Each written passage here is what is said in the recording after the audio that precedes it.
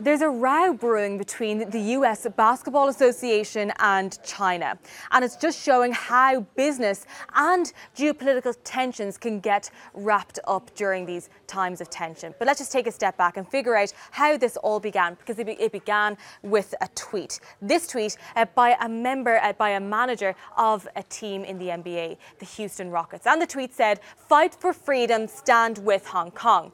Now, why aren't we showing you that tweet? Because it was since deleted. And in fact, Daryl Morley, the manager of that team, took to social media to send an apology. He said, "I did not intend my tweet to cause any offences to Rocket fans within China." He went on to say that he had time to figure out other and consider other types of perspectives. Now, he wasn't the only one to issue a statement. In fact, the NBA, the Basketball Association, also did. In their statement, they said, "We recognise that the views expressed by the Houston Rockets manager, Morey, had been deeply offensive to many in China." They went on to say that we have the greatest respect for the culture and history of China.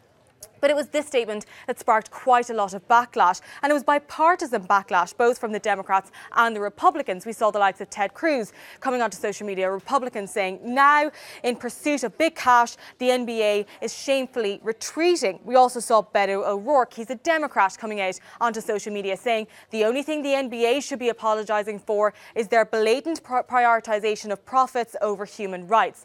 Now, when it comes to profits, China is a big industry for the NBA, an estimated 500 million fans watching those estimates. So it's a really big industry. And when it comes to businesses, that's where we've been seeing this debacle moving forward over the past couple of days. Because in fact, posted on Weibo, that's the Chinese social media, we've been seeing statements like this. This coming from ANTA Sports. Now, they make sportswear for the NBA. They have said that they've suspended their talks for their upcoming contracts. We also saw CCTV. They are Chinese state TV, they're not broadcasting those games for the next week. So this is serious when it comes to cash.